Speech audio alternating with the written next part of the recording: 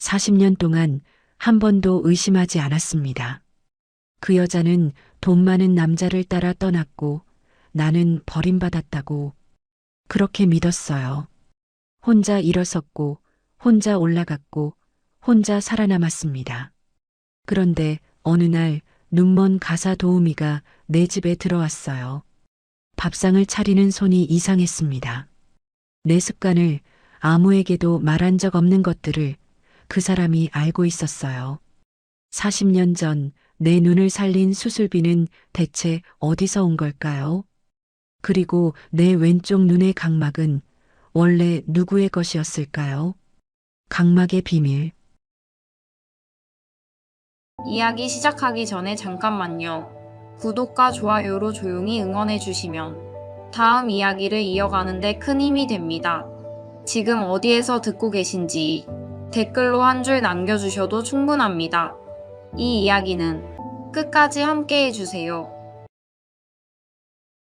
강태주의 아침은 언제나 같았습니다. 새벽 5시에 눈을 뜨고 서재에서 신문을 읽고 7시 정각에 식탁에 앉죠. 70평 저택에 사는 사람은 태주 하나뿐이었고 그 넓은 집이 조용한 건 태주가 원해서였습니다. 중소기업 하나를 맨손으로 일으킨 사람. 주변에서는 대단하다고 했지만 태주 본인은 그 말에 한 번도 고개를 끄덕인 적이 없었어요. 사람을 믿지 않는 사람이 살아남은 것뿐이라고 태주는 그렇게 정리하고 살았습니다. 그날 아침 비서 박상훈이 현관에서 기다리고 있었어요. 회장님, 김 여사님이 어제부로 그만두셨습니다. 태주는 신문에서 눈을 떼지 않았습니다. 다른 사람 구했나? 급하게 알아봤는데 오늘 바로 올 수 있는 분이 한 분 계십니다. 다만 상훈이 잠깐 말을 멈췄어요. 시각장애가 있으신 분입니다. 태주의 손이 신문 위에서 멈췄습니다. 하지만 돌아보지는 않았죠. 집안일은 되나? 기본적인 가사는 가능하다고 합니다. 그러면 됐어. 태주에게 가사 도우미는 가구 같은 존재였습니다. 누가 오든 상관없었어요. 어차피 얼굴을 마주보고 대화할 일도 없으니까요. 그날 오후 윤정이가 저택에 들어왔습니다. 69. 흰 머리를 단정하게 묶고 왼쪽 눈 위로 깊은 흉터가 있었어요. 지팡이 없이 벽을 짚어가며 현관을 지나고 신발을 벗고 거실로 들어왔습니다. 태주는 서재에 있었고 정희가 들어오는 소리를 듣고도 자리에서 일어나지 않았어요. 상훈이 정희를 주방으로 안내했습니다. 정희는 손끝으로 찬장의 위치를 확인하고 싱크대 높이를 만졌고 냉장고 문을 열어 안쪽 배치를 손으로 더듬었어요. 상훈은 그 모습을 보며 조금 놀랐죠. 눈이 보이지 않는 사람치고는 공간을 파악하는 속도가 빨랐으니까요. 저녁 태주가 식탁에 앉았을 때 밥상이 이미 차려져 있었습니다. 된장찌개, 나물 3가지, 생선구이. 태주는 젓가락을 들었다가 멈췄어요. 된장찌개에 건더기가 잘게 썰려 있었습니다. 태주는 원래 건더기를 작게 먹는 사람이었어요. 하지만 그건 김 여사에게도 한 번 말한 적 없는 습관이었죠. 태주는 고개를 들어 주방 쪽을 봤습니다. 정희가 싱크대 앞에 서서 설거지를 하고 있었어요. 등이 보였습니다. 태주는 아무 말 없이 다시 젓가락을 들었죠. 밤 서재로 돌아온 태주의 시선이 책상 위에 머물렀습니다. 오래된 사진 한 장이 뒤집혀 놓여 있었어요. 액자도 아닌 그냥 종이 한 장. 언제부터 저기 있었는지 태주 본인도 기억하지 못합니다. 다만 버리지도 치우지도 않았을 뿐이에요. 사진 뒷면에는 연필로 흐릿하게 쓴 글씨가 있었지만 태주는 뒤집어 보지 않았습니다. 수십 년째 그래왔으니까요. 그때 복도에서 발소리가 들렸어요. 느린 발소리. 정희였습니다. 정희가 서재 앞을 지나다 멈췄어요. 서재 문은 반쯤 열려 있었고 안에서 오래된 가죽 냄새가 났습니다. 정희의 손이 문틀 위에 올라갔고 손가락 끝이 아주 천천히 나무결을 따라 움직였어요. 정희가 한 발짝 안으로 들어왔습니다.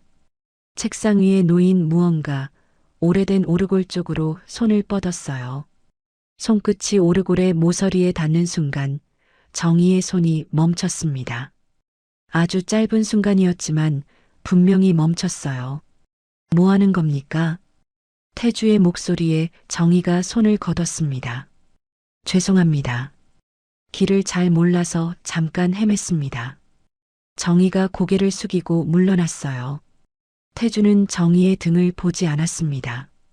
대신 정희의 손이 닿았던 오르골을 봤어요. 그 오르골은 40년 넘게 그 자리에 있었습니다. 한 번도 연 적 없고 한 번도 버린 적 없는 물건이었죠. 다음 날 아침 상훈이 태주에게 보고했습니다. 회장님, 어제 말씀드리려다 못한 게 있는데요. 새로 온 도우미 신원 조회를 했는데 이력이 좀 불분명합니다. 이전 근무지 연락처도 안 되고 신상 정보에 빈칸이 많아요. 태주는 커피잔을 내려놓았습니다. 경력 위조인가? 거기까진 아직 모릅니다. 다만 확인이 좀 더 필요할 것 같습니다. 태주는 창밖을 봤어요. 정원이 보였고 그 너머로 정희가 빨래를 널고 있었습니다. 눈이 보이지 않는 사람이 빨랫줄 높이를 정확히 맞추고 있었어요. 태주는 대답하지 않았습니다. 다만 커피를 한 모금 더 마셨고 그 뒤로도 한참을 창밖에서 눈을 떼지 못했어요. 설명할 수 없는 무언가가 태주의 안쪽을 건드리고 있었지만 태주는 그걸 인정할 생각이 없었습니다. 정희가 저택에 온 지 일주일이 지났습니다. 태주는 여전히 정희와 마주 앉은 적이 없었어요. 아침에 식탁에 밥이 차려져 있고 저녁에 서재로 돌아오면 책상 위에 물 한 잔이 놓여 있었죠. 그뿐이었습니다. 정희는 보이지 않는 사람처럼 일했고 태주는 정희가 보이지 않는 것처럼 살았어요. 그런데 이상한 일이 계속됐습니다. 태주는 매일 아침 혈압약을 먹었어요. 7시 식사 전 반드시 미지근한 물과 함께. 김 여사는 3년을 일하면서도 약 먹는 시간을 한 번도 맞춘 적이 없었습니다. 그런데 정희는 첫날부터 정확히 6시 50분에 약과 물을 식탁 오른쪽에 놓아두었어요. 태주는 처음에는 상훈이 알려줬을 거라고 생각했습니다. 상훈 씨, 도우미한테 내 약 시간 얘기했나? 아닙니다. 말씀드린 적 없습니다. 태주는 고개를 갸웃했지만 넘어갔어요. 우연이라고 생각했죠. 그 다음은 생선이었습니다. 태주는 고등어를 먹지 않았어요. 비린내 때문이 아니라 가시가 많아서였습니다. 젊은 시절 가시가 목에 걸려 고생한 뒤로 고등어는 입에 대지 않았죠. 그런데 정희는 저녁 반찬에 생선을 올리면서 고등어만은 한 번도 쓰지 않았습니다. 갈치, 조기, 삼치, 전부 가시가 적은 생선이었어요. 태주는 이번에는 넘어가지 못했습니다. 저녁을 먹다 말고 주방으로 갔어요. 정희가 싱크대 앞에서 냄비를 닦고 있었습니다. 고등어는 왜 안 합니까? 정희의 손이 잠깐 멈췄어요. 하지만 아주 짧았습니다. 시장에 좋은 게 없었습니다. 일주일 내내 정희가 대답하지 않았어요. 수세미를 다시 움직였을 뿐이죠. 태주는 더 묻지 않았습니다. 돌아서면서 한 가지만 확인했어요. 정희의 등, 허리가 굽은 69의 등, 아무것도 읽히지 않았습니다. 그날 밤 태주는 서재에서 잠들지 못했어요. 40년 전이 떠올랐습니다. 29, 공장 야간 작업 중 화학약품이 눈에 튀었던 날. 왼쪽 눈 시신경 손상. 의사는 각막 이식 말고는 방법이 없다고 했고 수술비는 태주가 3년을 모아도 만들 수 없는 금액이었죠. 곁에 있던 사람이 윤정이었습니다. 정희는 같은 공장에서 일하던 여공이었어요. 태주보다 1살 어렸고 웃을 때 왼쪽 볼에 보조개가 깊었습니다. 둘은 공장 앞 분식집에서 라면 하나를 나눠 먹던 사이였고 태주가 유일하게 경계를 풀었던 사람이었어요. 그런데 정희가 떠났습니다. 수술을 이틀 앞두고 정희가 말했어요. 자기는 이제 다른 사람과 함께하기로 했다고. 상대는 공장 근처에서 잦은 납품을 하던 집안 좋은 남자였습니다. 태주는 병실 침대에 누운 채 정희의 말을 들었어요. 정희는 한 번도 뒤돌아보지 않았고 태주는 그날 이후 정희의 이름을 입 밖에 꺼낸 적이 없었습니다. 수술비는 어디선가 마련이 됐어요. 의사는 익명의 후원자가 있었다고만 했고 태주는 그걸 더 묻지 않았습니다. 그때는 분노가 너무 컸으니까요. 정희가 떠난 것, 그것만이 전부였습니다. 40년이 흘렀고 태주는 그 분노를 연료 삼아 여기까지 왔어요. 그런데 지금 이 집 주방에 서 있는 눈먼 여자가 태주의 약시간을 알고 고등어를 피하고 된장찌개 건더기를 잘게 썰고 있었습니다. 태주는 상훈을 불렀어요. 그 도우미 신원 조회 결과 나왔나? 상훈이 서류 한 장을 내밀었습니다. 이전 이력은 거의 확인이 안 됩니다. 다만 한 가지, 이력서에 기재된 보증인 성씨가 좀 특이합니다. 명문가 집안 성씨인데 도우미 본인 가족과는 관련이 없어 보입니다. 태주의 눈이 좁아졌어요. 무슨 집안? 예전에 이쪽 지역에서 자재 납품 사업을 하던 가문입니다. 자재 납품. 그 단어가 태주의 머릿속에서 40년 전의 이름과 겹쳤습니다. 정희를 데려간 그 남자. 집안 좋고 돈 많던 그 남자의 가문이었어요. 태주는 서류를 내려놓았습니다. 이번 주까지만 쓰고 내보내. 상훈이 잠깐 망설였어요. 회장님, 따님께서 도우미 분을 꽤 좋아하시는데. 내가 결정했어. 태주의 목소리는 단단했지만 서류를 내려놓은 손은 오래 그 자리에 머물러 있었습니다. 그날 저녁 태주가 서재에 들어섰을 때 물 한 잔이 책상 위에 놓여 있었어요. 미지근한 온도. 태주가 자기 전에 마시는 물은 항상 미지근해야 했습니다. 차가우면 속이 쓰리고 뜨거우면 잠이 깨니까요. 그건 태주 자신도 남에게 말한 적 없는 습관이었어요. 태주는 물잔을 들었다가 마시지 않고 내려놓았습니다. 창밖을 봤어요. 아무것도 보이지 않는 어둠이었습니다. 정희를 내보내기로 한 결정은 이미 내렸고 번복할 이유도 없었습니다. 그런데 물잔에서 손을 떼는데 생각보다 오래 걸렸어요. 태주는 물잔 옆에 놓인 오르골을 봤습니다. 며칠 전 정희의 손끝이 닿았던 40년째 열지 않은 오르골. 내보내면 됩니다. 원래 모르는 사람이니까. 신원도 불분명하고 이상한 점도 많으니까. 그런데 태주는 의자에서 일어나지 못했어요. 내보내야 한다는 확신과 내보내면 무언가를 영영 놓칠 것 같은 감각 사이에서 태주의 몸이 굳어 있었습니다. 해고 통보 사흘째 정희는 짐을 싸지 않았습니다. 싸지 않은 게 아니라 쌀 짐이 없었어요. 정희가 이 집에 가져온 것은 낡은 청가방 하나뿐이었고 그 안에 뭐가 들었는지 아무도 본 적이 없었습니다. 태주는 정희가 나가는 날을 기다리고 있었어요. 그런데 이상하게도 그 기다림이 편하지 않았습니다. 목요일 아침이었어요. 태주가 식탁에 앉았을 때 밥상이 차려져 있지 않았습니다. 처음 있는 일이었죠.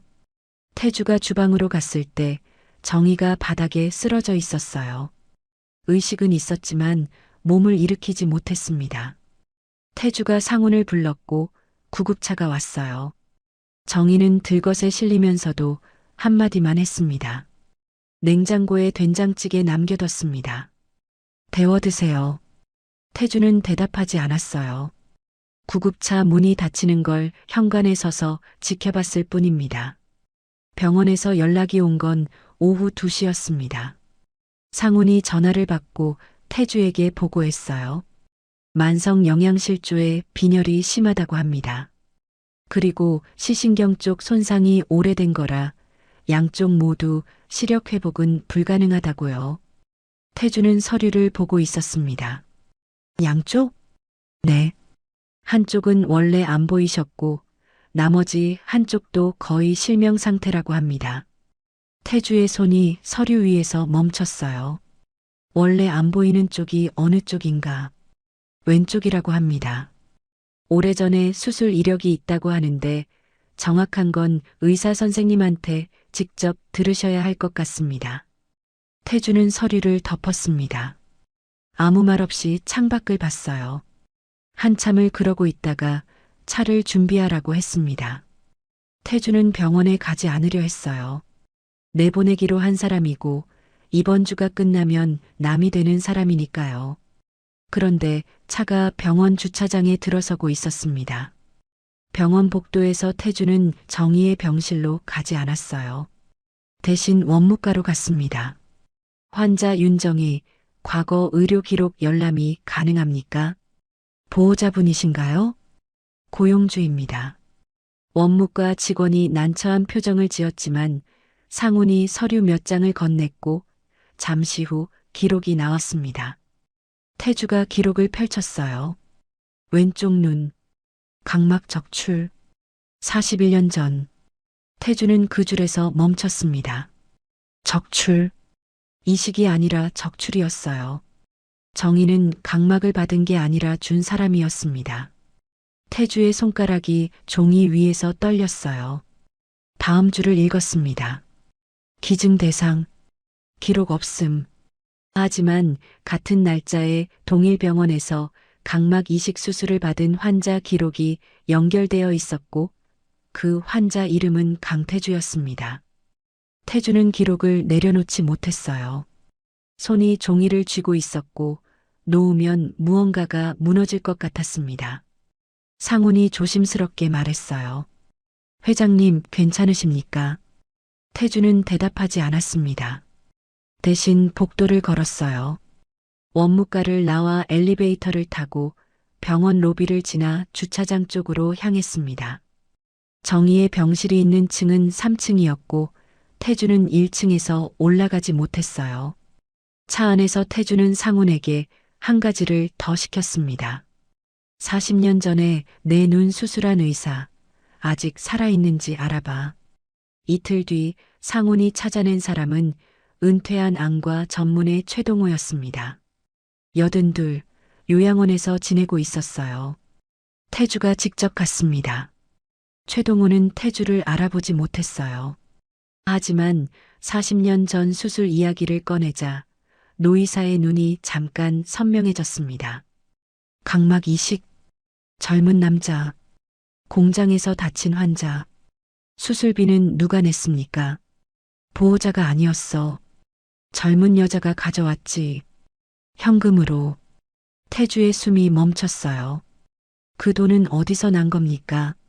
나는 의사야. 돈 출처까지는 몰라. 다만 한 가지는 기억해. 그 여자가 돈만 가져온 게 아니었거든. 최동호가 태주를 봤습니다. 각막 기증자도 그 여자였어. 자기 왼쪽 눈을 내놨지. 수술 전에 내가 물었어. 왜 이러냐고. 그 여자가 뭐라고 했는지 아나? 태주는 묻지 않았어요.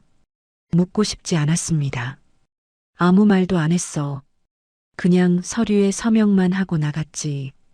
태주는 요양원을 나왔습니다. 주차장까지 걸어가는 동안 다리에 힘이 없었어요. 40년이었습니다. 40년 동안 태주는 정희가 돈 많은 남자를 따라갔다고 믿었어요.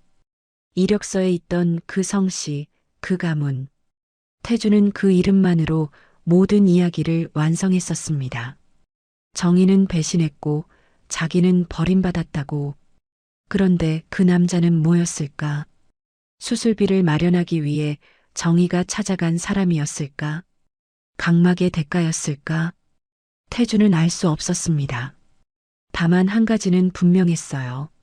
정희는 떠난 게 아니었습니다. 차 안에서 태주는 운전대를 잡고 있었어요. 시동을 걸지 않았습니다. 40년 전 병실에서 정희가 태주에게 떠난다고 말하던 날이 떠올랐어요. 그때 정희의 얼굴이 기억났습니다.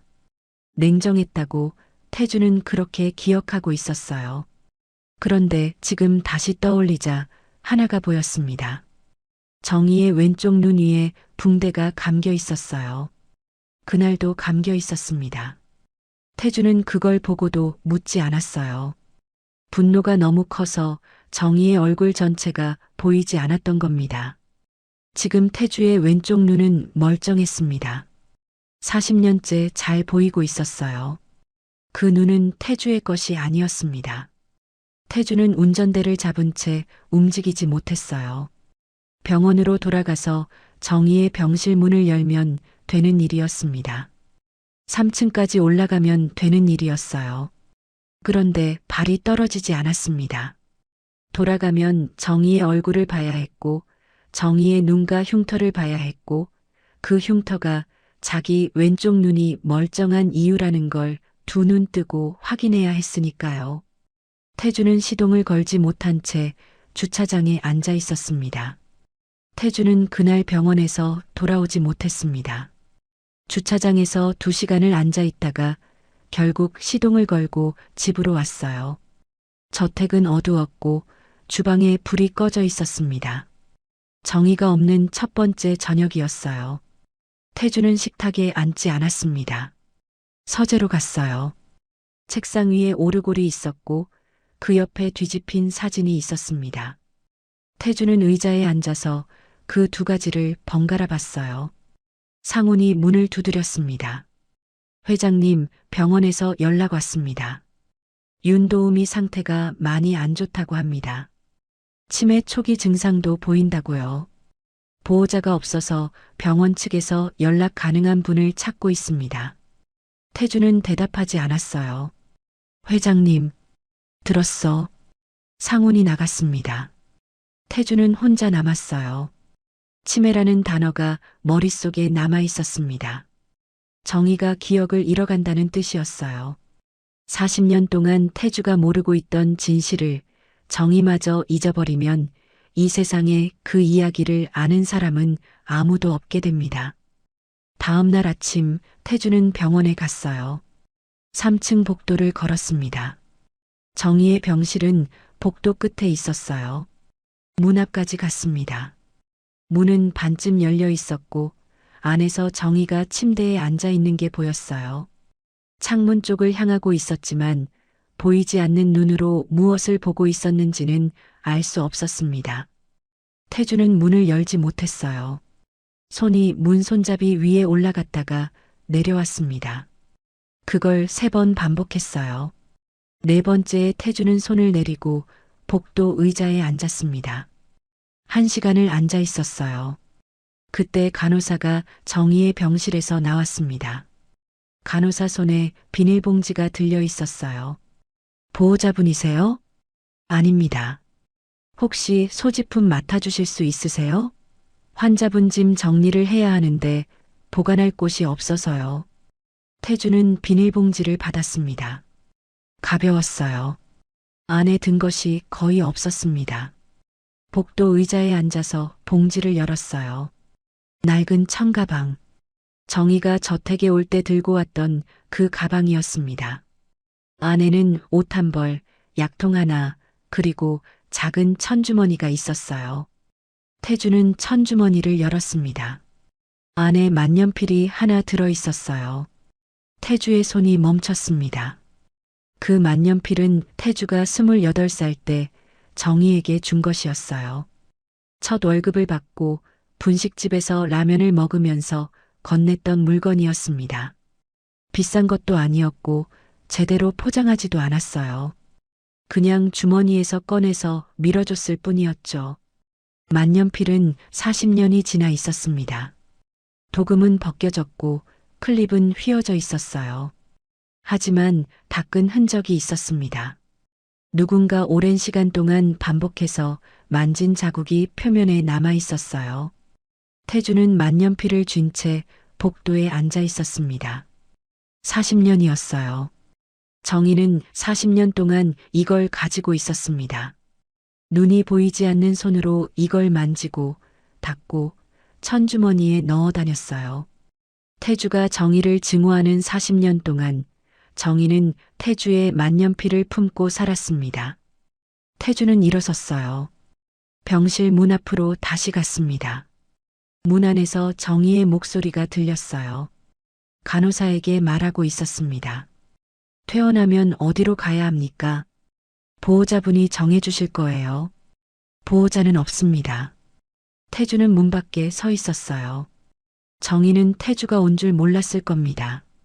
태주가 문을 열었습니다. 정희의 고개가 문 쪽으로 돌아왔어요. 보이지 않는 눈이 태주가 서 있는 방향을 향했습니다. 정희는 아무 말도 하지 않았어요. 하지만 정희의 손이 이불 위에서 아주 천천히 움직였고 주먹을 쥐었습니다. 태주가 입을 열었어요. 알고 있습니다. 정희의 입술이 움직이려다 멈췄습니다. 잠깐의 침묵이 흘렀어요. 알게 되셨군요. 그게 전부였습니다. 정희는 더 말하지 않았어요. 해명도 설명도 변명도 없었습니다. 40년을 침묵했던 사람이 40년 하고도 하루가 더 지나서도 여전히 침묵을 골랐어요. 태주는 침대 옆에 서 있었습니다. 앉지도 더 가까이 가지도 못했어요. 집으로 갑시다. 정희의 고개가 아주 천천히 저어졌습니다. 아닙니다. 이제 와서 빚을 갚으려고 하지 마세요. 태주의 입이 열렸다가 닫혔어요. 할 말이 없었습니다. 정희가 맞았으니까요. 40년을 증오한 사람이 하루 만에 손을 내미는 건 속죄가 아니라 면죄였습니다. 자기가 편해지려고 하는 행동이었어요. 태주는 돌아섰습니다. 병실을 나왔어요. 복도를 걸으면서 만년필을 주머니에 넣었습니다. 저택에 돌아온 태주는 서재로 들어갔어요. 책상 위에 뒤집힌 사진이 있었습니다. 40년째 같은 자리, 같은 방향으로 놓여 있던 사진. 태주는 사진을 집어들었습니다. 뒤집었어요. 젊은 정희가 웃고 있었습니다. 28, 두 눈이 온전한 얼굴. 왼쪽 볼에 보조개가 있었어요. 태주가 40년 동안 보지 않으려 했던 얼굴이었습니다. 태주는 사진을 바로 세웠어요. 책상 위 오르골 옆에 세워놓았습니다. 다음 날 아침 태주는 병원에 갔습니다. 정희의 병실 문 앞에 종이 가방을 하나 놓았어요. 안에는 정희가 좋아했던 약과 세개와 보리차가 들어 있었습니다. 태주는 문을 두드리지 않았어요. 놓고 돌아섰습니다. 그 다음 날도 갔습니다. 이번에는 담요를 가져갔어요. 병원 담요는 얇으니까요. 문 앞에 놓고 돌아섰습니다. 셋째 날에는 귤 한 봉지를 놓았어요. 넷째 날 태주가 종이 가방을 내려놓는데 병실 안에서 정희의 목소리가 들렸습니다. 매일 오시는 거 압니다. 태주의 손이 종이 가방 위에서 멈췄어요. 문은 안 열어도 발소리로 알아요. 예전에도 그랬으니까. 태주는 문 앞에 서 있었습니다. 손이 손잡이 위에 올라갔어요. 하지만 열지 않았습니다. 한참을 서 있다가 태주가 말했어요. 내일도 오겠습니다. 정희는 대답하지 않았어요. 태주는 돌아섰습니다. 복도를 걸었어요. 엘리베이터 앞에서 멈춰 섰습니다. 주머니 안에 만년필이 있었습니다. 40년 동안 정희의 손때가 100만년필. 태주는 그걸 꺼내지 않았어요. 다만 주머니 위로 손을 올려놓고 한참을 서 있었습니다. 돌이킬 수 없다는 걸 알고 있었어요. 40년은 돌아오지 않고 정희의 눈도 돌아오지 않습니다. 용서를 구한다 해도 그건 태주의 안도를 위한 말이지 정희를 위한 말은 아니었어요. 태주에게 남은 건 한 가지뿐이었습니다. 내일도 문 앞에 서는 것. 모레도 그 다음 날도. 돌아서는 태주의 발걸음은 느렸지만 멈추지는 않았습니다. 결혼식 날 나는 버려졌습니다. 시어머니는 말했습니다. 너 같은 분식집 딸은 우리 집안에 어울리지 않아. 그날 나는 울었고 모든 걸 잃은 줄 알았습니다. 하지만 1년 뒤 그 여자가 내 앞에 무릎 꿇었습니다. 왜냐고요? 이제 그 회사의 주인은 나니까요. 이야기 들려드리기 전에 구독과 댓글로 함께 해주세요. 여러분 한 분 한 분이 이 채널의 가족입니다. 오늘 사연 시작하겠습니다. 서울 외곽 조용한 골목길입니다. 낡은 간판 하나가 바람에 삐걱거리며 흔들립니다. 하은인의 분식, 10년째 같은 자리를 지키고 있는 작은 가게입니다. 아침 햇살이 유리창을 통해 들어오고 김밥 냄새가 골목 안쪽까지 퍼져나갑니다. 이하은은 앞치마를 두르고 김밥을 말고 있습니다. 33세 하은은 이른 새벽부터 일어나 재료를 준비합니다. 당근을 채 썰고 시금치를 데치고 단무지를 가지런히 놓습니다. 손놀림은 익숙하지만 얼굴에는 피곤함이 묻어 있습니다. 하은아, 김밥 3인분 포장. 단골 손님이 소리칩니다. 하은은 환하게 웃으며 대답합니다. 네, 사장님. 금방 싸드릴게요. 빠르게 김밥을 자르고 깔끔하게 포장합니다. 손님은 돈을 건네며 말합니다. 요즘도 대학 다니니? 네, 야간으로요. 경영학과예요. 하은이 수줍게 대답합니다. 대단하다, 정말. 낮에 가게하고 밤에 공부하고. 손님이 감탄하며 가게를 나갑니다. 하은은 혼자 남아 설거지를 합니다. 찬물에 손이 시리지만 참습니다. 거울에 비친 자신의 얼굴을 봅니다. 젊은 나이지만 이마에는 주름이 생겼고 손은 거칠어졌습니다. 하지만 하은은 포기하지 않았습니다. 꿈이 있으니까요. 오후 5시 가게 문을 닫고 하은은 대학으로 향합니다. 지하철을 타고 1시간. 야간 대학 강의실에 도착합니다. 경영학 수업입니다. 하은은 앞자리에 앉아 열심히 필기합니다. 졸음이 와도 참습니다. 이 공부가 언젠가 더 나은 삶을 가져다 줄 거라 믿으니까요. 수업이 끝나고 집으로 돌아가는 길, 하은의 휴대폰이 울립니다. 박준호입니다. 하은의 얼굴이 환해집니다. 여보세요? 하은아, 지금 어디야? 준호의 목소리는 따뜻합니다. 학교 끝나고 집 가는 중이에요. 왜요? 하은이 웃으며 묻습니다. 잠깐 보고 싶어서. 역 앞에서 기다릴게. 준호의 말에 하은은 발걸음이 빨라집니다. 역 앞에서 준호가 기다리고 있습니다. 35의 준호는 중견 건설회사에 다니는 성실한 남자입니다. 하은을 보자 환하게 웃습니다. 고생했어. 아니에요. 괜찮아요. 하은이 준호의 팔을 잡습니다. 두 사람은 근처 카페로 갔습니다. 따뜻한 커피를 마시며 하은은 행복했습니다. 준호와 함께 있으면 모든 피로가 사라지는 것 같습니다. 하은아. 준호가 조심스럽게 말을 꺼냅니다. 우리 이제 결혼 이야기 좀 해볼까? 하은의 눈이 커졌습니다. 정말요? 응. 나도 이제 35이고 너도 33이잖아. 결혼할 때 된 것 같아. 준호가 하은의 손을 잡습니다. 하은의 눈에 눈물이 고입니다. 행복의 눈물입니다. 좋아요. 저도 정말 좋아요. 다음 주에 우리 부모님께 인사드리자. 괜찮지? 준호가 묻습니다. 하은은 잠시 망설입니다. 준호의 부모님, 특히 어머니 최미경, 소문으로 들었습니다.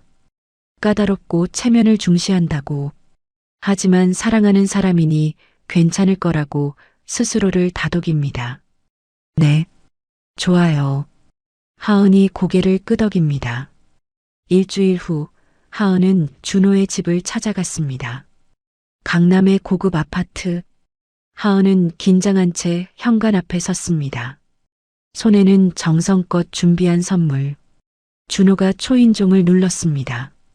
문이 열리고 최미경이 나타났습니다. 60살의 미경은 단정한 한복을 입고 있습니다. 차가운 눈빛으로 하은을 훑어봅니다. 어서 오세요. 미경의 목소리는 냉담합니다. 안녕하세요. 처음 뵙겠습니다. 이하은이라고 합니다. 하은이 깊이 인사합니다. 미경은 대답 없이 거실로 안내했습니다. 준호의 아버지도 앉아 있습니다. 분위기는 무겁습니다. 앉으세요. 미경이 차갑게 말합니다. 하은은 조심스럽게 앉았습니다. 하은 씨, 직업이 뭐라고 했죠? 미경이 물었습니다. 분식집을 운영하고 있습니다. 그리고 야간 대학에서 경영학을 공부하고 있고요. 하은이 떨리는 목소리로 대답합니다. 미경의 표정이 굳었습니다. 분식집이요? 네. 부모님께서 돌아가신 후 물려받아서. 하은이 말을 잇습니다. 미경이 준호를 쏘아봅니다. 준호야, 우리 잠깐 이야기 좀 하자. 두 사람은 안방으로 들어갔습니다. 하은은 거실에 홀로 남았습니다. 안방에서 목소리가 들립니다. 분식집 딸이라고? 너 정신이 있니? 미경의 목소리입니다. 엄마, 하은이는 좋은 사람이에요. 성실하고. 준호가 변명합니다. 안 돼. 우리 집안 체면이 있어. 분식집 며느리는 절대 안 돼. 미경의 목소리는 단호합니다. 하은은 거실에서 모든 것을 들었습니다. 가슴이 철렁 내려앉습니다. 눈물이 고이지만 참습니다. 잠시 후 두 사람이 나왔습니다. 미경이 차갑게 말합니다. 하은 씨, 죄송하지만 우리 집안과는 맞지 않는 것 같네요. 어머님. 하은이 떨리는 목소리로 말합니다. 엄마. 준호가 항의하지만 미경은 단호합니다. 하은은 자리에서 일어났습니다. 알겠습니다. 실례했습니다. 고개를 숙이고 집을 나왔습니다. 복도에서 하은은 눈물을 흘렸습니다. 엘리베이터를 기다리는 동안 온몸이 떨립니다. 나는 조용히 사랑하고 싶었을 뿐인데 그날 밤 이후 준호는 하은을 계속 설득했습니다. 하은아, 괜찮아. 엄마가 좀 까다로우시지만 시간이 지나면 마음 푸실 거야. 준호의 목소리는 낙관적이었습니다. 하은도 믿고 싶었습니다. 사랑하는 사람이니까요. 석 달이 지났습니다. 준호는 어머니를 설득하기 위해 애썼고 결국 미경이 마지못해 허락했습니다. 좋아. 결혼은 해라. 하지만 내 마음은 변하지 않을 거다. 차갑지만 허락은 허락이었습니다. 결혼 준비가 시작됐습니다. 하은은 행복했지만 동시에 불안했습니다. 미경의 차가운 태도는 여전했고 결혼 준비 과정에서도 하은을 무시했습니다. 웨딩드레스 선택, 예식장 결정, 모든 것을 준호 어머니 마음대로 정했습니다. 하은 씨 의견은 필요 없어요. 우리 집안 방식대로 할 거니까. 미경의 말에 하은은 아무 말도 하지 못했습니다. 준호는 미안해했지만 어머니를 설득하지 못했습니다. 조금만 참아, 하은아. 결혼하고 나면 괜찮아질 거야. 하지만 하은의 불안은 점점 커져갔습니다. 드디어 결혼식 날이 왔습니다. 화려한 강남의 예식장. 수백 명의 하객들이 자리를 채웠습니다. 대부분 준호 쪽 사람들입니다. 하은 쪽은 고작 몇 명의 친구들과 분식집 단골 손님들 뿐입니다. 하은은 웨딩드레스를 입고 대기실에 앉아 있습니다. 거울 속 자신의 모습이 낯설게 느껴집니다. 화려한 드레스, 정성스레 올린 머리. 하지만 얼굴에는 행복보다 긴장이 가득합니다. 신부님, 이제 입장하셔야 합니다. 웨딩 플래너가 부드럽게 말합니다. 하은은 깊게 숨을 들이쉬고 일어섰습니다. 입장 음악이 울려 퍼집니다. 하은은 천천히 버질로드를 걸어갑니다. 양옆의 하객들이 박수를 칩니다. 하지만 몇몇 사람들의 수군거림이 들립니다. 저 신부가 분식집 딸이래. 준호네 집안이랑 안 어울리는데. 하은은 고개를 숙인 채 걸었습니다. 준호가 단 위에서 미소 지으며 기다리고 있습니다. 하은은 그 미소를 보며 용기를 냈습니다. 주례사가 시작됐습니다. 오늘 이 자리에 모인 여러분들 앞에서 주례자의 목소리가 예식장을 가득 채웁니다. 하은과 준호는 서로를 바라봅니다. 이제 신랑 신부는 서로에게 평생을 약속하십시오. 주례자의 말이 떨어지자 준호가 먼저 말했습니다. 저 박준호는 이하은 씨를 평생 사랑하겠습니다. 하은의 차례입니다. 저 이하은은 박준호 씨를 평생. 말을 잇는 순간 하객석에서 소동이 일어났습니다. 미경이 갑자기 일어섰습니다. 얼굴은 창백하고 손은 떨리고 있습니다. 모든 사람의 시선이 미경에게 쏠렸습니다. 잠깐만요. 미경의 목소리가 예식장에 울려 퍼졌습니다. 음악이 멈췄습니다. 하객들이 웅성거립니다. 어머님. 준호가 놀라 어머니를 바라봤습니다. 미경이 단 위로 올라왔습니다. 하은을 향해 손가락질하며 소리쳤습니다. 이 결혼은 안 돼. 절대 안 돼. 하객들이 술렁입니다. 하은의 얼굴에서 모든 색이 사라졌습니다. 어머님, 무슨, 너 같은 분식집 딸은 우리 집안에 들어올 자격 없어. 미경의 목소리는 예식장 전체에 퍼졌습니다. 채통도 없고 집안도 변변치 않고 내가 어떻게 이런 며느리를 받아들여. 하객들 사이에서 수군거림이 커집니다. 저게 무슨 일이야? 결혼식장에서 저러다니. 누군가는 휴대폰을 꺼내 영상을 찍기 시작했습니다. 하은은 그 자리에 얼어붙었습니다.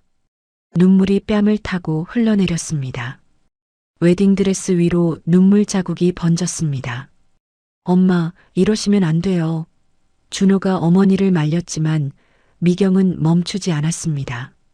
준호야, 정신 차려. 이 여자는 우리 집안에 어울리지 않아. 지금이라도 늦지 않았어.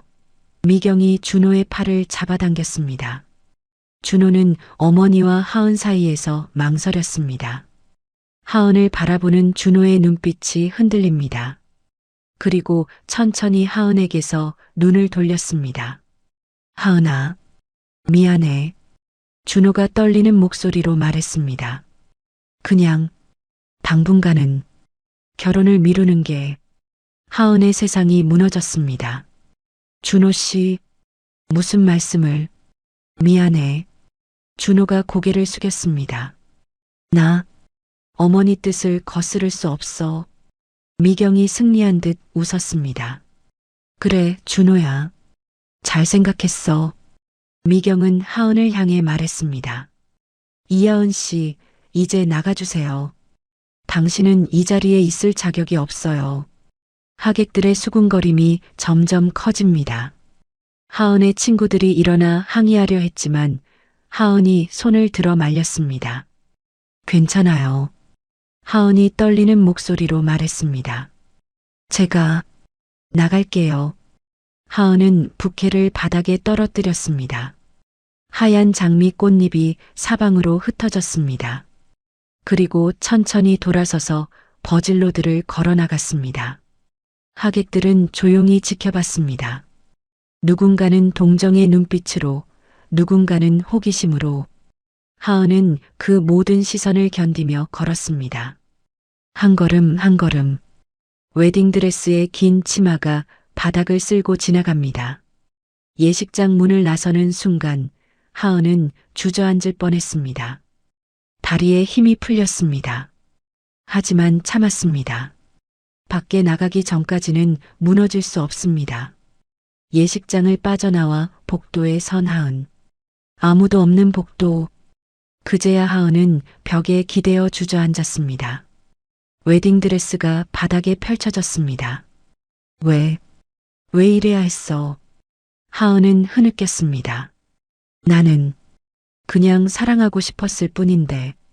예식장 안에서는 여전히 소란스러운 소리가 들립니다.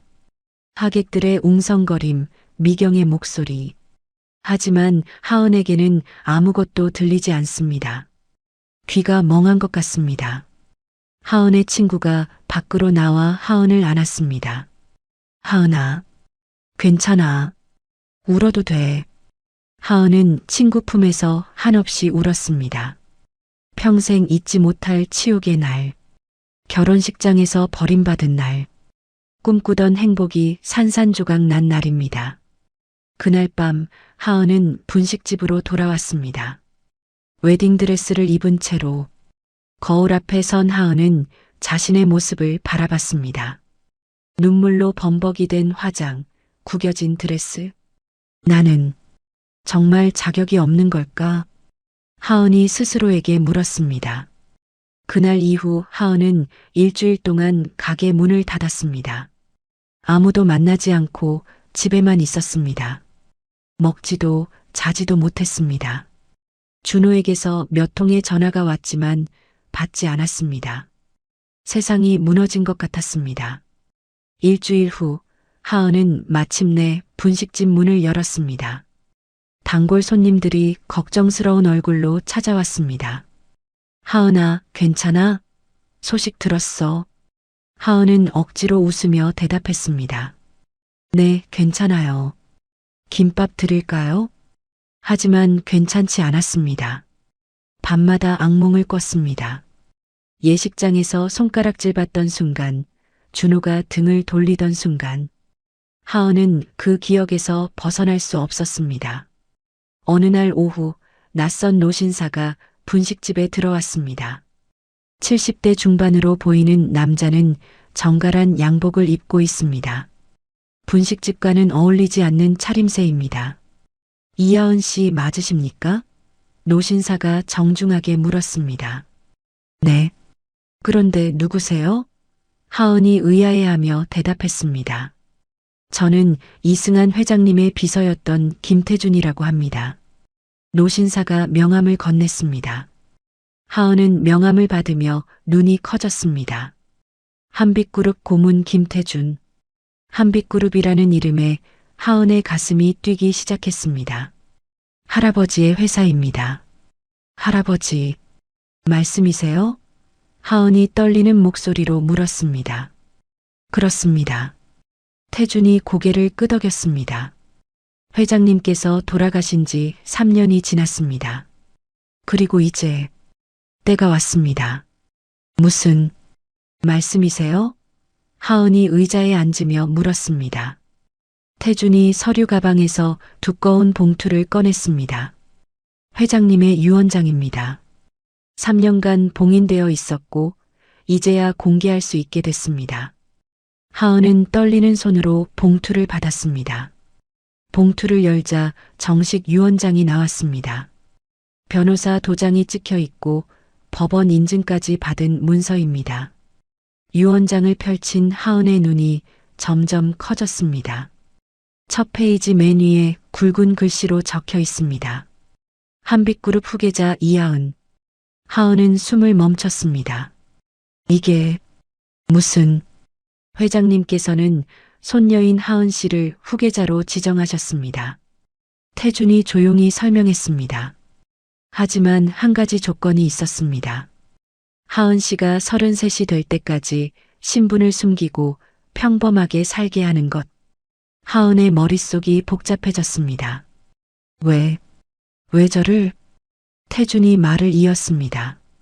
회장님께서는 하은 씨가 재벌 후계자로 자라면 상처받을까봐 걱정하셨습니다. 그래서 평범한 삶을 살게 하시고 충분히 성숙해진 후에 진실을 알려주라고 하셨습니다. 하은은 유언장을 계속 읽었습니다. 한빛그룹의 주식 60%, 부동산, 현금, 모든 것이 하은 앞으로 되어 있습니다. 총 자산 가치는 3조 원이 넘습니다. 이건 현실이 맞나요? 하은이 믿을 수 없다는 표정으로 물었습니다. 현실입니다. 태준이 확신에 찬 목소리로 대답했습니다. 이제 하은 씨는 한빛그룹의 주인입니다. 하은은 의자에 깊이 앉았습니다. 머릿속이 하얗게 변했습니다. 분식집 딸이라고 무시당했던 자신이, 결혼식장에서 쫓겨났던 자신이 사실은 3조 원 재벌의 상속녀였다니. 할아버지는 왜 제게 말씀 안 하셨어요? 하은이 눈물을 흘리며 물었습니다. 사랑하셨기 때문입니다. 태준이 대답했습니다. 하은 씨가 돈이 아닌 사람으로 존중받기를 바라셨습니다.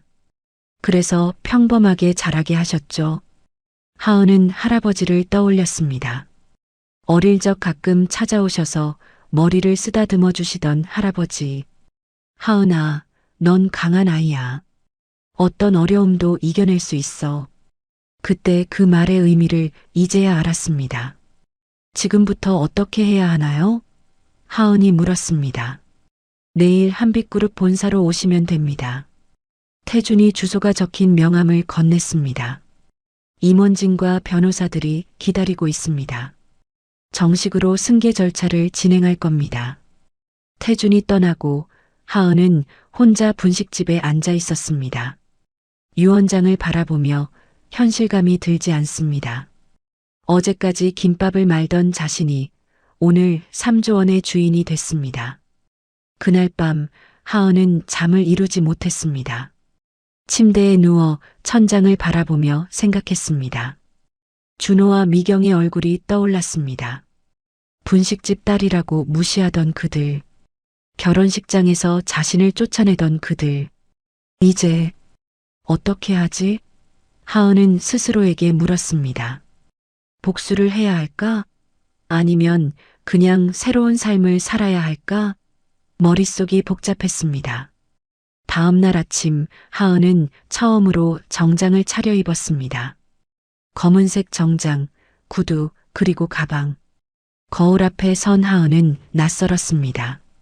분식집 앞치마가 아닌 정장을 입은 자신이 강남 한빛그룹 본사 50층짜리 고층 빌딩입니다. 하은은 건물 앞에 서서 올려다봤습니다. 유리로 뒤덮인 화려한 건물. 이 모든 것이 자신의 것이라니 믿기지 않습니다. 로비로 들어가자 태준이 기다리고 있었습니다. 어서 오십시오, 회장님. 회장님이라니. 하은이 당황해했습니다. 이제부터 하은 씨는 한빛그룹의 회장입니다. 태준이 웃으며 말했습니다. 엘리베이터를 타고 최상층으로 올라갔습니다. 문이 열리자 넓은 회의실이 나타났습니다. 긴 테이블에 10여 명의 임원들이 앉아 있습니다. 모두 일어나 하은을 맞이했습니다. 한빛그룹 신임 회장님, 이하은님을 모시겠습니다. 태준의 선언에 모든 임원이 고개를 숙였습니다. 하은은 상석에 앉았습니다. 떨리는 마음으로 임원들을 바라봤습니다. 이들은 모두 하은보다 나이도 많고 경험도 많습니다. 하지만 지금 이 순간 하은이 이들의 상사입니다. 회의가 시작됐습니다. 재무이사가 회사 현황을 보고했습니다. 현재 한빛그룹의 총 자산은 3조 2천억입니다. 자회사는 15개이고 하은은 보고를 들으며 놀랐습니다. 상상했던 것보다 훨씬 큰 규모입니다. 회장님, 앞으로 어떤 방향으로 경영하실 계획이십니까? 한 임원이 물었습니다. 하은은 잠시 생각했습니다. 우선 배워야겠습니다. 경영에 대해, 회사에 대해. 제가 부족한 부분이 많으니까요. 임원들이 고개를 끄덕였습니다. 겸손한 태도에 호감을 느끼는 것 같습니다. 회의가 끝나고 하은은 회장실로 안내받았습니다. 넓고 화려한 공간, 거대한 책상, 고급 소파, 그리고 창밖으로 보이는 서울 전경. 하은은 책상에 앉아 서울을 내려다봤습니다. 며칠 전까지 분식집에서 김밥을 말던 자신이 지금 이 자리에 앉아 있습니다. 할아버지, 제가 잘할 수 있을까요? 하은이 하늘을 향해 속삭였습니다. 석 달이 흘렀습니다. 하은은 매일 아침 일찍 출근해서 밤늦게 퇴근하는 삶을 살았습니다. 회사 경영을 배우고 임원들과 회의하고 중요한 결정을 내렸습니다. 처음엔 어려웠지만 야간 대학에서 배운 경영학 지식이 도움이 됐습니다. 하은은 강남의 고급 아파트로 이사했습니다. 전용 차량, 비서팀, 경호원. 모든 것이 새로웠습니다. 하지만 하은은 자만하지 않았습니다. 매일 밤 경영 서적을 읽고 전문가들에게 배웠습니다. 어느 날 비서가 보고서 하나를 가져왔습니다. 회장님, 이 회사 검토해 보시겠습니까? 보고서 표지에는 SJ테크라고 적혀 있습니다. 하은의 손이 멈췄습니다. SJ테크, 준혼의 회사입니다. 이 회사가 왜? 하은이 조심스럽게 물었습니다. 자금난으로 부도 위기입니다. 비서가 설명했습니다. 은행 대출도 막혔고 조만간 무너질 것 같습니다. 하은은 보고서를 펼쳐봤습니다. 부채 200억, 유동성 위기, 직원 임금 체불. 심각한 상황입니다. 인수 가능합니까? 하은이 물었습니다. 가능합니다. 회장님께서 결정만 하시면 됩니다. 비서가 대답했습니다. 하은은 창밖을 바라봤습니다. 복수할 기회가 왔습니다. 하지만 하은은 바로 결정하지 않았습니다. 아니요. 아직은 아닙니다. 하은이 말했습니다. 그들이 스스로 깨닫기 전에는 의미가 없습니다. 몇 주 후 하은은 추가 보고를 받았습니다. 회장님, SJ테크가 정부 프로젝트 입찰에서도 탈락했습니다. 이제 정말 부도 직전입니다. 하은은 깊게 숨을 들이쉬었습니다. 좋습니다. 인수 절차를 시작하세요. 하지만 제 신분은 철저히 숨기십시오. 알겠습니다. 비서가 고개를 숙였습니다. 인수 제안이 SJ테크에 전달됐습니다. 준호 아버지 박상철은 급히 회의를 열었습니다. 한빛산업에서 인수 제안이 들어왔습니다. 변호사가 설명했습니다. 이게 마지막 기회입니다. 상철은 고민 끝에 결정했습니다. 좋습니다. 계약을 진행하세요. 며칠 후 계약서 서명 날이 왔습니다. SJ테크 회의실, 상철과 미경, 그리고 준호가 긴장한 채 앉아 있습니다. 한빛산업 대표님이 오십니다. 비서의 안내와 함께 문이 열렸습니다. 세 사람은 일어나 인사할 준비를 했습니다. 그런데 문을 통해 들어온 사람을 보는 순간 얼굴이 굳어졌습니다. 하은이었습니다. 검은색 정장을 입고 자신감 넘치는 표정으로 걸어 들어오는 하은. 안녕하십니까? 하은이 조용히 인사했습니다. 상철은 말을 잃었습니다. 하은 씨, 당신이. 미경의 얼굴은 창백해졌습니다. 이게 무슨... 준호는 믿을 수 없다는 표정입니다. 하은아, 너 왜? 하은은 침착하게 상석에 앉았습니다. 앉으시죠. 계약 이야기를 해야 하니까요. 상철이 떨리는 목소리로 물었습니다. 하은 씨, 당신이 한빛산업 대표라는 겁니까? 정확히는 한빛그룹 회장입니다. 하은이 명함을 건넸습니다. 한빛그룹 회장 이하은. 미경이 명함을 보고 비틀거렸습니다. 한빛그룹. 그 한빛그룹? 네. 제 할아버지가 세우신 회사입니다. 하은이 담담하게 말했습니다. 준호는 충격에 빠졌습니다. 하은아, 너 재벌이었어? 네. 하은이 준호를 똑바로 바라봤습니다. 분식집 딸이 아니라 재벌 상속녀였습니다. 긴 침묵이 흘렀습니다. 미경의 손이 떨립니다. 상철은 식은땀을 흘립니다. 하은이 계약서를 펼쳤습니다. 자, 그럼 계약 이야기를 시작할까요? 상철이 떨리며 물었습니다. 하은 씨, 우리 회사를 정말 인수하시겠다는 겁니까? 그렇습니다. 하은이 차갑게 대답했습니다. 조건은 서류에 나와 있습니다. 상철은 계약서를 펼쳤습니다. 조건은 나쁘지 않습니다. 부채 탕감, 경영권 일부 보장, 직원 고용 유지, 거절할 이유가 없습니다. 하지만 미경은 받아들일 수 없었습니다. 안 됩니다. 이 여자한테 우리 회사를 넘길 수는 없어요. 하은이 미경을 바라봤습니다. 차갑고 날카로운 눈빛입니다. 선택권은 없습니다. 어머님, 저 아니면 파산입니다. 이 여자가, 미경이 소리쳤습니다. 저 여자가 아닙니다.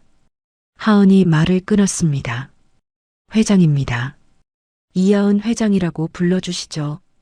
미경의 얼굴이 붉어졌습니다. 분노와 수치심이 뒤섞인 표정입니다. 준호가 나섰습니다. 하은아, 우리 이야기 좀 하자. 따로 이야기할 것 없습니다. 하은이 고개를 저었습니다.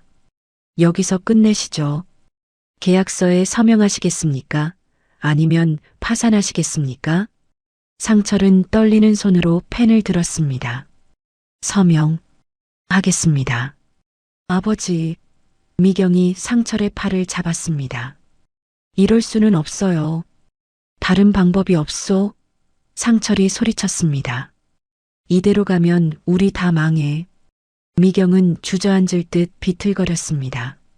준호가 어머니를 부축했습니다. 상철은 계약서에 서명했습니다. 펜을 놓는 순간 SJ테크의 주인이 바뀌었습니다. 하은은 계약서를 받아들고 일어섰습니다. 계약 완료됐습니다. 내일부터 새로운 경영진이 들어올 겁니다. 하은 씨, 상철이 애원하듯 말했습니다. 우리 가족을 어떻게 하실 겁니까? 하은은 잠시 침묵했습니다. 그리고 차갑게 말했습니다. 지켜보겠습니다. 여러분이 앞으로 어떻게 하시는지. 하은은 돌아서서 회의실을 나갔습니다.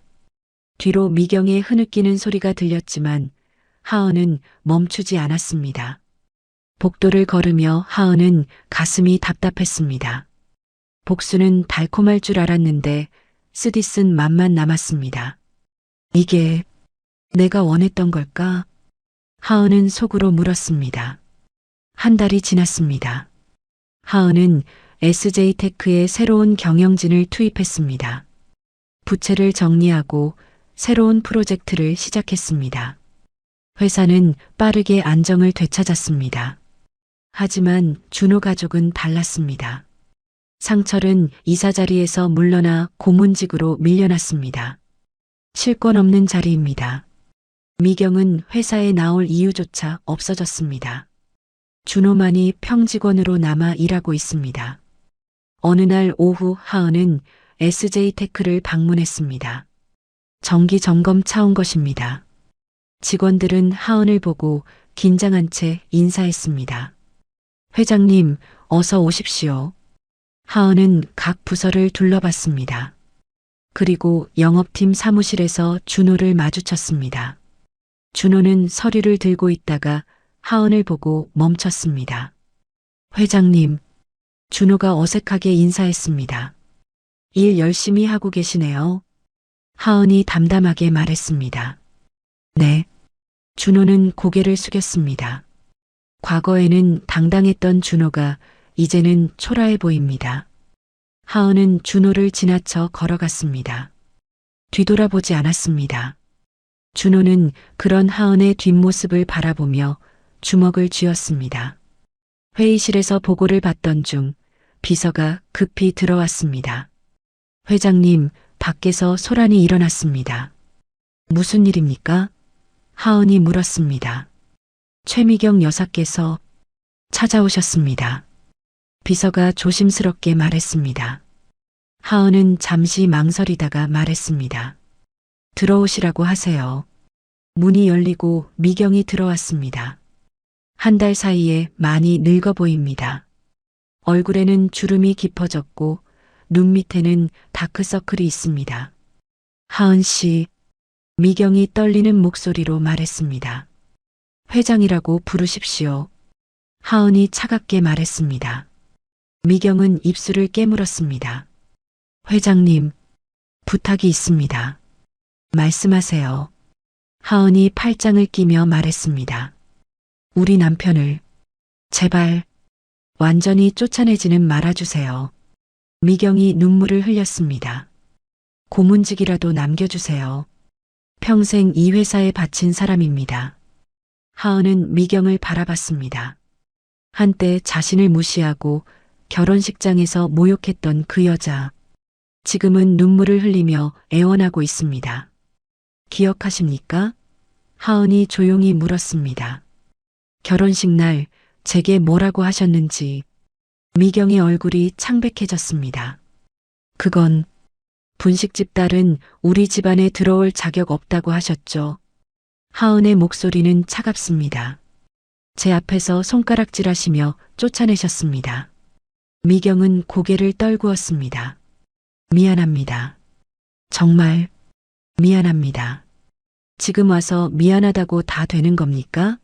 하은이 물었습니다. 미경은 무릎을 꿇었습니다. 제발 용서해 주세요. 제가 잘못했습니다. 하은은 미경을 내려다봤습니다. 복수는 이루었습니다. 자신을 모욕했던 사람이 무릎 꿇고 있습니다.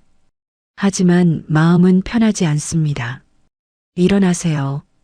하은이 말했습니다. 미경이 고개를 들었습니다. 그럼 상철 회장님은 계속 고문으로 계실 수 있습니다. 하은이 말했습니다. 하지만 조건이 있습니다. 무엇이든 하겠습니다. 미경이 대답했습니다. 다시는 저를 무시하지 마세요. 그리고 다시는 누군가를 신분으로 차별하지 마세요. 하은의 목소리는 단호합니다. 미경은 고개를 끄덕였습니다. 약속하겠습니다. 미경이 떠나고 하은은 혼자 창밖을 바라봤습니다. 복수를 했지만 마음이 후련하지 않습니다. 오히려 공허합니다. 그날 저녁 하은은 분식집을 찾았습니다. 오랜만에 찾은 곳입니다. 가게는 여전히 영업 중이고 믿고 맡긴 사람이 잘 운영하고 있습니다. 사장님, 단골 손님이 하은을 알아보고 반갑게 인사했습니다. 오랜만이에요. 하은은 웃으며 대답했습니다. 네, 오랜만이에요. 김밥 하나 주세요. 김밥을 먹으며 하은은 생각했습니다. 이곳에서 일하던 때가 그립습니다. 힘들었지만 단순했습니다. 지금은 모든 것을 가졌지만 행복하지 않습니다. 집으로 돌아온 하은은 비서에게 물었습니다. 준호 씨, 요즘 어떻게 지냅니까? 힘들어하는 것 같습니다. 비서가 대답했습니다. 하지만 성실하게 일하고 있습니다. 하은은 고개를 끄덕였습니다. 알겠습니다. 며칠 후 하은은 준호를 회장실로 불렀습니다. 준호는 긴장한 채 들어왔습니다. 부르셨습니까, 회장님? 앉으세요. 하은이 말했습니다. 준호는 조심스럽게 앉았습니다. 둘 사이에 침묵이 흘렀습니다. 준호 씨, 하은이 먼저 입을 열었습니다. 후회하십니까? 준호는 고개를 들어 하은을 바라봤습니다. 네, 매일 후회합니다. 무엇을요? 하은이 물었습니다. 당신을 지키지 못한 것을. 준호의 목소리는 떨렸습니다. 결혼식 날 어머니 편을 든 것을, 당신 손을 놓아버린 것을. 하은은 준호를 바라봤습니다. 진심 어린 눈빛입니다. 하은아, 준호가 말했습니다. 다시 시작할 수 없을까? 하은은 고개를 저었습니다. 안 됩니다. 왜? 준호가 물었습니다. 신뢰가 깨졌으니까요. 하은이 말했습니다. 준호 씨는 저를 사랑한다고 했지만 정작 중요한 순간에 저를 버렸습니다. 그런 사람과 다시 시작할 수 없습니다. 준호는 고개를 떨구었습니다. 미안합니다. 정말 미안합니다. 일어나세요. 하은이 말했습니다. 그리고 열심히 사세요. 그게 저에게 할 수 있는 최선입니다. 준호는 일어나 인사하고 방을 나갔습니다.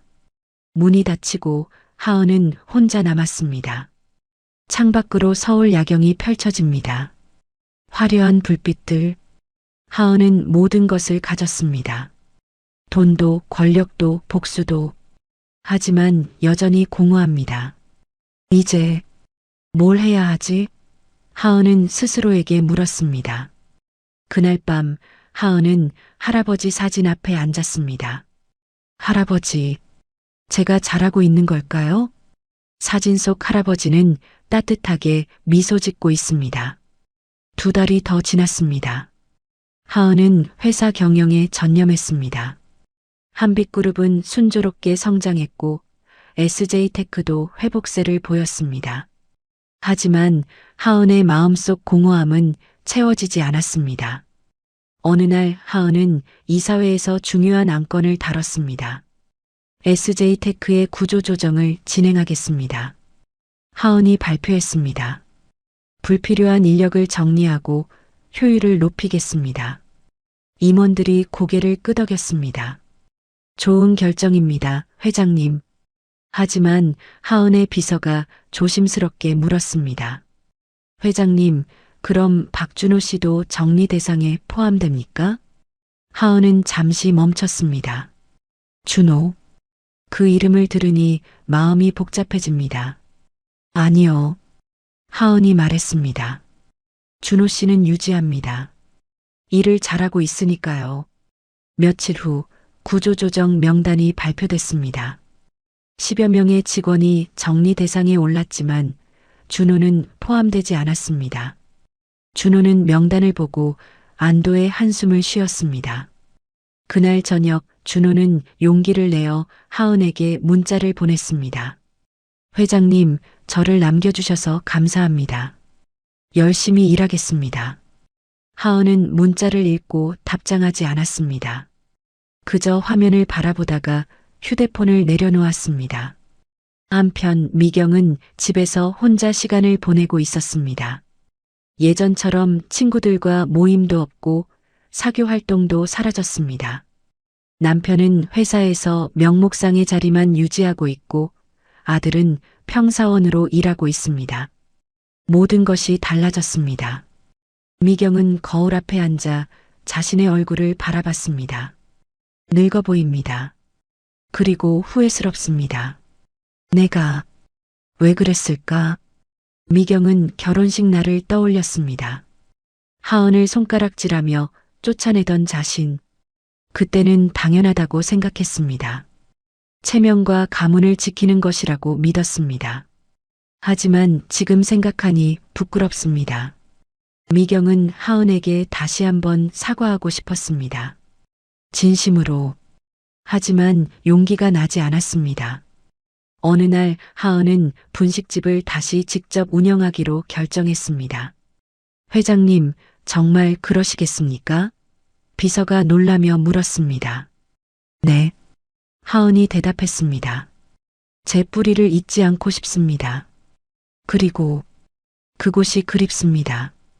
하은은 주말마다 분식집에 나가 직접 김밥을 말기 시작했습니다. 단골 손님들은 하은을 보고 반가워했습니다. 사장님, 오랜만이에요. 네, 이제 다시 자주 올게요. 하은이 환하게 웃었습니다.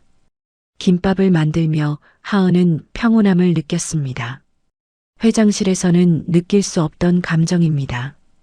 단순한 일, 손님들의 웃음, 김밥 냄새. 이 모든 것이 하은을 편안하게 만들었습니다. 소문이 퍼졌습니다. 한빛그룹 회장이 주말마다 분식집에서 일한다는 소문. 언론에도 기사가 났습니다. 재벌 회장, 서민과 함께하다. 하은은 언론 인터뷰 요청을 받았습니다. 회장님께서는 왜 분식집을 직접 운영하십니까? 기자가 물었습니다. 제 뿌리니까요. 하은이 대답했습니다. 저는 분식집에서 자랐고 그곳에서 많은 것을 배웠습니다. 아무리 높은 자리에 올라가도 제 시작을 잊지 않고 싶습니다.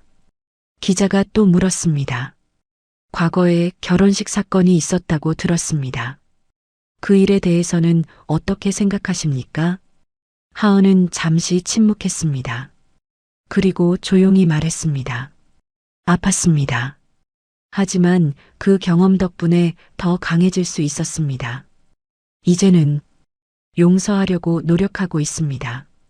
인터뷰가 방송되자 많은 사람들이 감동했습니다. 특히 미경은 그 인터뷰를 보고 눈물을 흘렸습니다. 미경은 남편에게 말했습니다. 여보, 제가 하은 씨한테 제대로 사과하고 싶어요.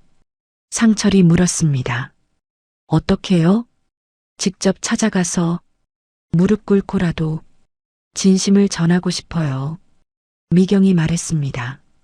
며칠 후 미경은 분식집을 찾았습니다. 주말 오후 하은이 김밥을 만들고 있는 모습이 보였습니다. 미경은 가게 앞에서 한참을 망설이다가 문을 열고 들어갔습니다. 어서 오세요. 하은이 손님을 맞이하다가 미경을 보고 멈췄습니다. 어머님, 회장님, 미경이 떨리는 목소리로 말했습니다. 잠깐, 시간 괜찮으십니까? 하은은 잠시 망설이다가 고개를 끄덕였습니다. 안으로 들어오세요. 두 사람은 가게 안쪽 작은 테이블에 앉았습니다. 미경은 가방에서 봉투 하나를 꺼냈습니다. 이건 뭡니까? 하은이 물었습니다. 사과의 표시입니다. 미경이 말했습니다. 받아주실지 모르겠지만 제 마음입니다. 하은은 봉투를 열어보지 않았습니다. 말씀하세요. 무엇 때문에 오셨는지. 미경은 깊게 숨을 들이쉬었습니다. 용서를 구하러 왔습니다. 이미 여러 번 사과하셨잖습니까? 하은이 말했습니다. 아닙니다. 미경이 고개를 저었습니다. 그때는 회사 때문에, 남편 때문에 사과했습니다. 하지만 오늘은 진심으로 사과하러 왔습니다. 미경의 눈에서 눈물이 흘러내렸습니다. 제가 정말 잘못했습니다. 당신을 신분으로 판단하고 무시하고 모욕했습니다. 변명의 여지가 없습니다. 하은은 미경을 바라봤습니다. 진심이 느껴집니다. 인터뷰를 봤습니다. 미경이 계속 말했습니다. 당신이 용서하려 노력한다고 했을 때 부끄러웠습니다. 제가 얼마나 작은 사람이었는지 깨달았습니다. 하은은 차를 따르며 말했습니다. 드세요. 미경은 놀랐습니다. 감사합니다. 두 사람은 잠시 침묵 속에서 차를 마셨습니다. 어머님, 하은이 조용히 말했습니다. 저도 완전히 용서했다고 말할 수는 없습니다. 아직도 아픕니다. 미경은 고개를 끄덕였습니다. 당연합니다. 하지만 하은이 말을 이었습니다. 노력하고 있습니다. 미움을 내려놓으려고. 왜냐하면 미움은 저를 더 힘들게 하니까요. 미경의 눈에서 눈물이 멈추지 않았습니다. 고맙습니다. 정말 고맙습니다. 하은은 미경의 손을 가만히 잡았습니다. 시간이 필요합니다. 하지만 언젠가는 완전히 용서할 수 있을 것 같습니다. 미경은 하은의 손을 꼭 잡으며 울었습니다. 그날 이후 미경은 변했습니다. 자원봉사를 시작했고 어려운 사람들을 돕기 시작했습니다. 과거의 오만함은 사라지고 겸손한 사람이 되어갔습니다. 1년이 흘렀습니다. SJ테크는 완전히 회복했고 이제 흑자 기업이 됐습니다. 한빛그룹도 업계 상위권으로 올라섰습니다. 하은의 경영 능력은 모두가 인정하는 바가 됐습니다. 어느 날 하은은 중요한 결정을 내렸습니다. SJ테크 임원 회의를 소집한 것입니다.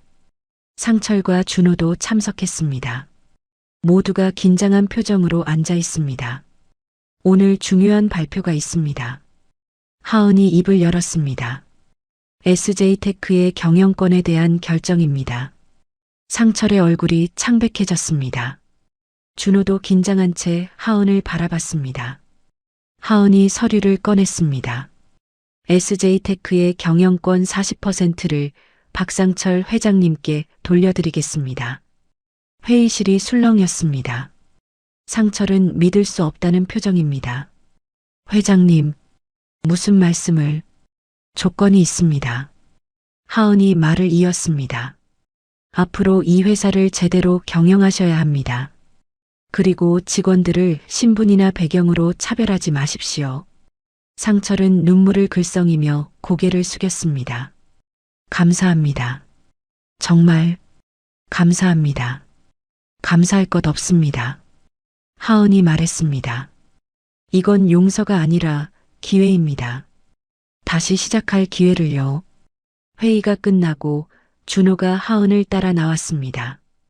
회장님, 잠깐만요. 하은이 멈춰섰습니다. 무슨 일입니까? 왜 이런 결정을 하신 겁니까? 준호가 물었습니다. 복수할 수도 있었는데. 하은은 준호를 바라봤습니다. 복수는 했습니다. 충분히. 하지만 복수로는 행복해질 수 없더군요. 그럼 준호가 조심스럽게 물었습니다. 우리를 용서하신 겁니까? 하은은 잠시 생각했습니다. 용서, 완전히 했다고 말할 수는 없습니다. 하지만 더 이상 미워하지 않습니다. 준호는 고개를 숙였습니다. 하은아, 미안해. 정말 미안해. 괜찮습니다. 하은이 말했습니다. 이제는 각자의 길을 가세요. 열심히 사시고. 하은은 돌아서서 걸어갔습니다. 준호는 그 뒷모습을 바라보며 눈물을 흘렸습니다. 며칠 후 하은은 분식집에서 특별한 손님을 맞이했습니다. 미경이었습니다. 하지만 이번엔 혼자가 아니었습니다. 10명의 여성들과 함께였습니다. 회장님, 이분들을 소개합니다. 미경이 말했습니다. 제가 자원봉사하는 쉼터의 여성분들입니다. 모두 어려운 상황에 계신 분들이에요. 하은은 여성들을 따뜻하게 맞이했습니다. 어서 오세요. 앉으세요. 미경이 설명했습니다. 회장님께 부탁이 있습니다. 이분들에게 일자리를 주실 수 있을까요? 한빛그룹이나 계열사에서. 하은은 놀랐습니다. 어머님께서 이런 일을 하고 계셨군요. 네. 미경이 고개를 끄덕였습니다. 회장님을 보며 배웠습니다. 신분이나 배경이 아니라 사람을 봐야 한다는 것을요. 하은은 감동했습니다. 물론입니다. 제가 면접을 주선하겠습니다. 여성들은 감사하다며 눈물을 흘렸습니다. 하은은 그들에게 김밥을 대접하며 이야기를 나눴습니다. 그날 저녁 하은은 미경과 단둘이 차를 마셨습니다. 어머님, 많이 변하셨네요. 미경이 쓸쓸하게 웃었습니다. 너무 늦었죠? 아닙니다. 하은이 말했습니다. 변화는 언제나 가능합니다. 미경이 하은의 손을 잡았습니다. 회장님, 아니 하은 씨, 정말 고맙습니다. 저를 포기하지 않아줘서. 하은은 미경의 손을 꼭 잡았습니다. 저도 배웠습니다. 용서가 얼마나 중요한지. 두 사람은 따뜻한 미소를 나눴습니다. 한 달 후 한빛그룹 창립 기념식이 열렸습니다. 화려한 호텔 연회장에 수백 명의 하객이 모였습니다. 하은은 단상에 올라 연설을 시작했습니다. 오늘 이 자리에 서게 되어 영광입니다. 하은이 말했습니다. 한빛그룹은 제 할아버지께서 세우신 회사입니다. 할아버지는 늘 말씀하셨습니다. 사람을 소중히 여기라고. 하은은 하객들을 둘러봤습니다. 저는 과거의 신분 때문에 상처받았습니다. 하지만 그 경험이 저를 더 강하게 만들었습니다. 이제 저는 다짐합니다. 한빛그룹은 누구도 차별하지 않는 회사가 되겠습니다. 박수가 터져 나왔습니다. 하객석에는 상철과 미경, 그리고 준호도 앉아 있습니다. 세 사람 모두 박수를 치며 눈물을 흘렸습니다. 행사가 끝나고 준호가 하은에게 다가왔습니다. 하은 씨, 축하합니다. 고맙습니다. 하은이 웃으며 대답했습니다. 하은 씨, 준호가 조심스럽게 말했습니다. 나는 평생 당신을 잊지 못할 것 같아. 하은은 준호를 바라봤습니다. 준호 씨도 좋은 사람 만나세요. 행복하게 사세요. 당신은? 준호가 물었습니다. 저도 제 길을 갈 겁니다. 하은이 대답했습니다. 이제는 저를 위해 살려고요. 준호는 고개를 끄덕이며 물러났습니다. 이것이 두 사람의 마지막 대화였습니다. 며칠 후 하은은 중요한 발표를 했습니다. 분식집을 확장해서 사회적 기업으로 만들겠다는 것입니다. 이 분식집은 어려운 분들에게 일자리를 제공할 겁니다. 하은이 기자회견에서 말했습니다. 그리고 수익금은 전액 자선 단체에 기부하겠습니다. 언론은 하은의 결정을 크게 보도했습니다. 재벌 회장, 나눔 경영 실천. 미경은 뉴스를 보며 눈물을 흘렸습니다. 정말 대단한 사람이야. 상철이 옆에서 말했습니다. 우리가 얼마나 좁은 시각으로 살았는지 알겠소. 미경은 고개를 끄덕였습니다. 이제라도 배워야죠. 그날 밤 하은은 할아버지 사진 앞에 앉았습니다. 할아버지, 제가 잘하고 있는 거 맞죠? 사진 속 할아버지는 여전히 따뜻하게 미소 짓고 있습니다. 하은은 창밖을 바라봤습니다. 별이 빛나는 밤입니다. 복수는 끝났고 용서도 시작됐습니다. 이제 남은 건 자신의 행복입니다. 이제 내 차례야. 하은이 스스로에게 속삭였습니다. 1년 후 봄입니다. 벚꽃이 만개한 서울거리. 하은은 분식집 앞에 서 있습니다. 간판이 새로 바뀌었습니다. 하은이네 분식 마이너스 희망을 나누는 곳. 가게 안에서는 여러 사람들이 일하고 있습니다. 쉼터에서 온 여성들, 경력 단절 주부들, 어려운 형편의 청년들, 모두 하은이 고용한 사람들입니다. 사장님, 김밥 주문 들어왔어요. 직원 하나가 밝게 웃으며 말합니다. 네, 금방 만들게요. 하은도 환하게 웃으며 대답합니다.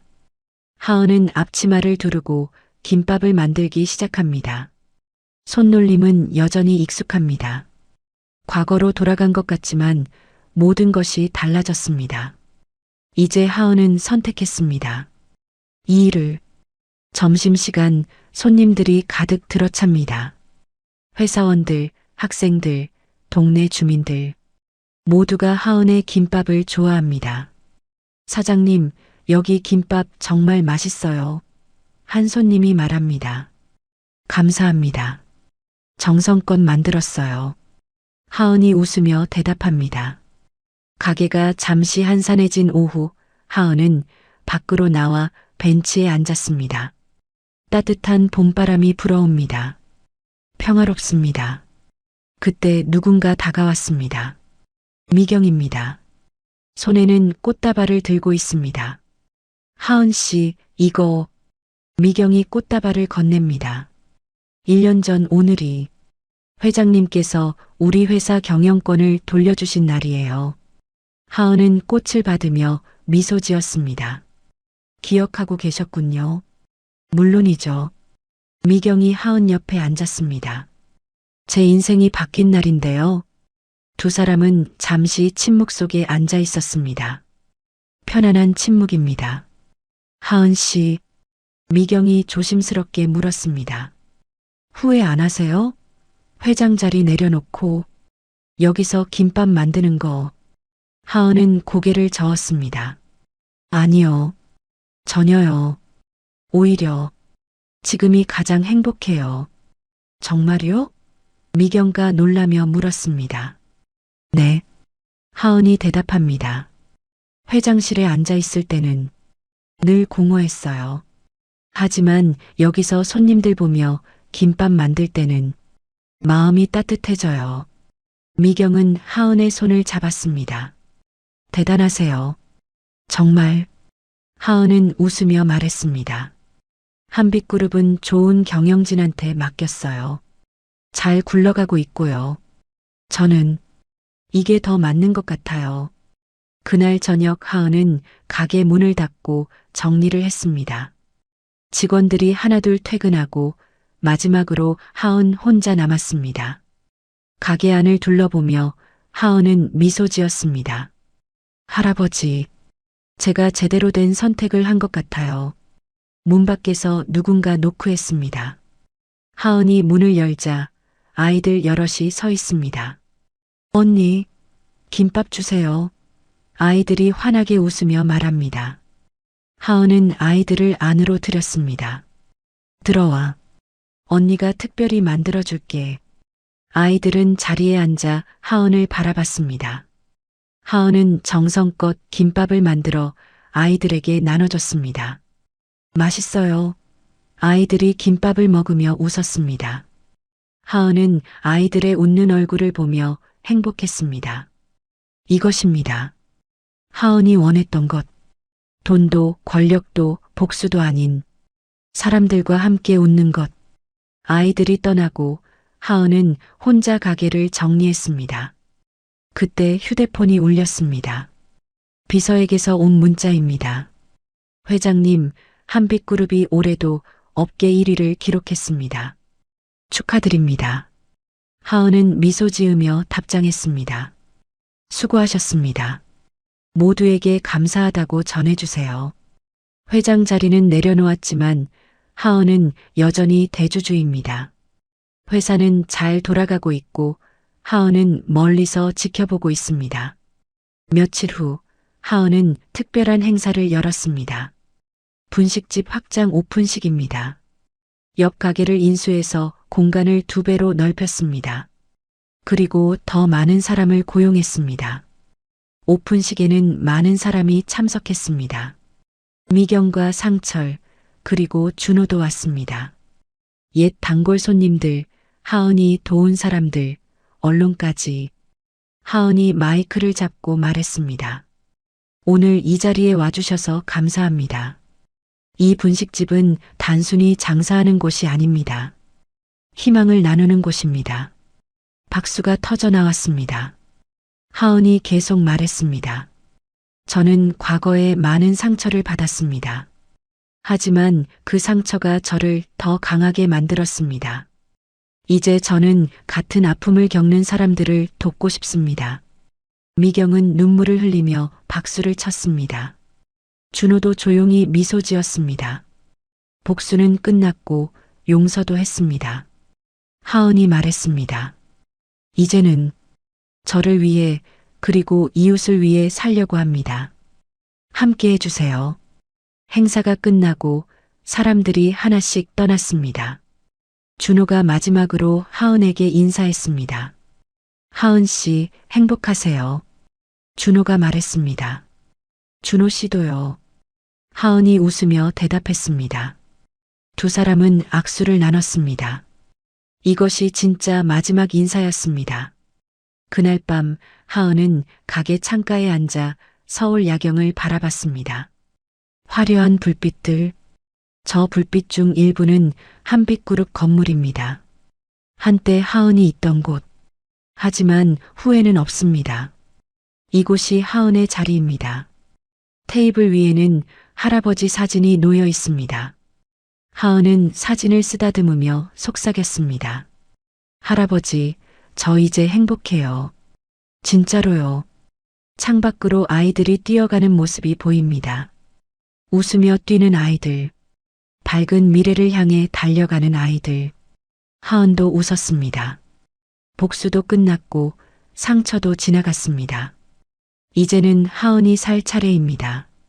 자신을 위해, 이웃을 위해. 문 밖에는 여전히 사람들이 오가고 있습니다. 하은의 표정에는 더 이상 울음도 분노도 아닌 단단한 평온함이 있습니다. 내일도 하은은 이곳에서 김밥을 만들 것입니다. 손님들을 맞이하고 웃으며 대화하고 희망을 나눌 것입니다.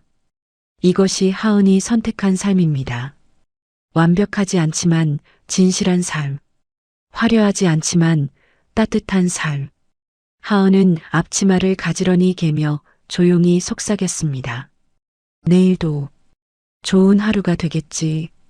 그리고 미소 지었습니다. 진심 어린 미소였습니다.